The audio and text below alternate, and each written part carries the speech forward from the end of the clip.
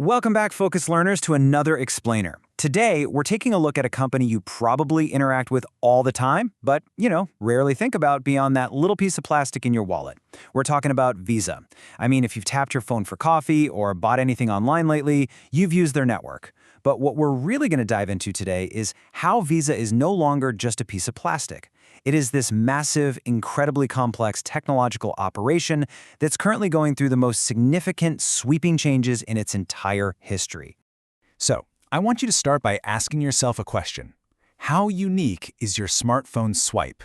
Seriously, think about how you physically interact with your devices.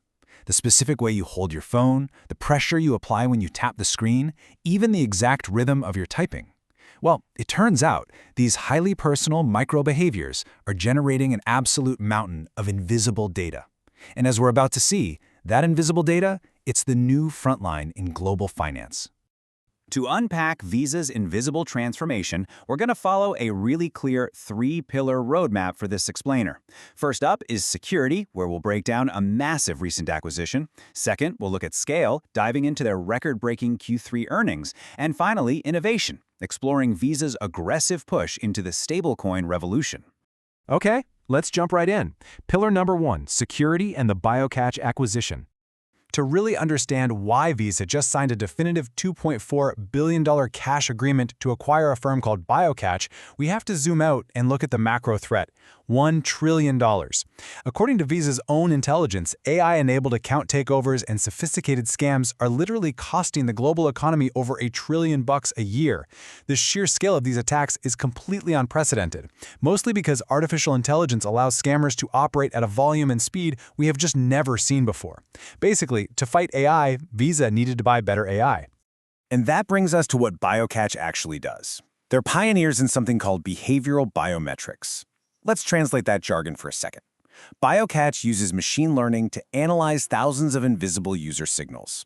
We're talking about those keystrokes and touch gestures we mentioned earlier. The system actually learns the unique way you type and hold your phone. And because these patterns are as unique as your physical fingerprint, BioCatch can distinguish you from a scammer in real time, stopping the fraud before it ever even reaches the payment stage. Now, the crucial point here is the massive scale of what Visa is integrating into their network. BioCatch already protects 1.8 billion devices and secures 760 million users globally. They serve over 350 banking clients across 21 countries, and that includes more than 100 of the largest banks in the entire world. So Visa isn't just buying some neat piece of software, they're acquiring a globally established security shield to lock down their own vast client base. And Visa is definitely not the only one making these massive moves. This acquisition puts them in direct, intense competition with their main rival, MasterCard. Remember back in 2024, MasterCard acquired the threat intelligence firm Recorded Future for $2.65 billion. What we're witnessing here is a full-blown cybersecurity arms race between the payment giants. They're each spending billions just to prove to consumers and banks that their network is the absolute safest. Just to wrap up our security pillar, it's super important to view this BioCatch deal in context. Visa has poured more than $13 billion into technology and infrastructure to fight fraud over just the last 5 years. So this $2.4 billion BioCatch acquisition, it's simply the latest and definitely one of the largest steps in a relentless, multi-billion-dollar ongoing battle to keep the global financial system secure. All right, let's move along to our second pillar: scale and Visa's record-breaking Q3 growth. So how exactly does a company fund $13 billion in security investments? Well, from a position of immense financial strength. Looking at these Q3 figures, the numbers are just exceptional across the board. Net revenue hit $11.63 billion. That's up 14% year over year. But the truly historic metric is right there in the third row. For the very first time in Visa's entire history, quarterly payments volume topped $4 trillion. Pair that with 72 billion processed transactions, and it shows incredibly resilient consumer spending, even despite broader global economic pressures. But you know what's truly interesting here? It's where the fastest growth is actually coming from. It's not just basic transaction fees anymore. Take a look at the value-added services segment. This includes things like data analytics, cybersecurity, and those fraud prevention tools we just talked about. That segment grew by a staggering 34% year over year. So Visa's fastest growing business isn't just moving money, It's protecting and analyzing the data wrapped around that money. Now, alongside those record revenues, Visa is also going through some pretty significant internal changes. In that exact same Q3 report, the company announced an AI-driven restructuring plan. And partially speaking, this involves cutting roughly 2,600 jobs, which is about 7% of their workforce, resulting in a $563 million restructuring charge.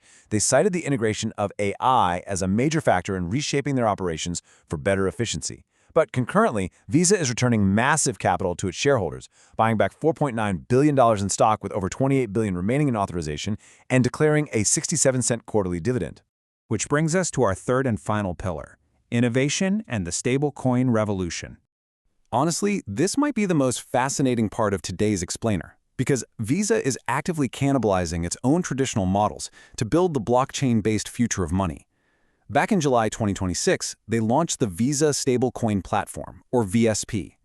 This is an enterprise-grade solution that allows users to seamlessly mint, redeem, hold, and transfer stablecoins all through a single, easy-to-use interface managed by Visa.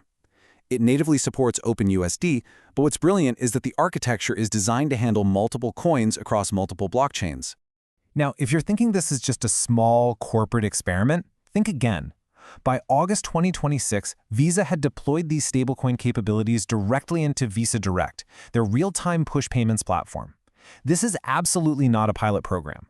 We're talking about live, structural, production-grade infrastructure that instantly reaches more than 18 billion endpoints across 195 countries.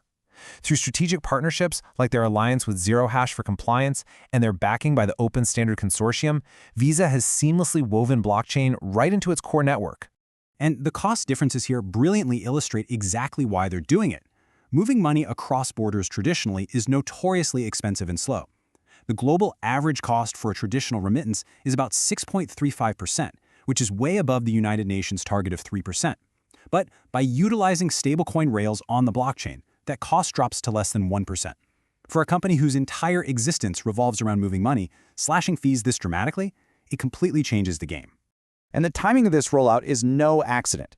Visa is moving so aggressively right now because the regulatory environment has finally caught up to the technology. The passage of the 2026 Genius Act was a total watershed moment. It created a clear federal framework that allows chartered banks to issue compliant stablecoins safely. So, with the regulatory green light finally flashing, Visa quickly deployed its infrastructure to ensure they own the actual rails this new digital economy is going to run on. All right, let's bring all this together. Conclusion: the future of money. So, looking at the big picture, Visa is fortifying its defenses with AI, it's scaling to historic $4 trillion highs, and it's completely rebuilding its underlying plumbing with stablecoins. The financial world is definitely taking notice of this multi-pronged evolution too. Wall Street remains highly bullish on this transformation, giving Visa a current market cap sitting at a staggering $680 billion.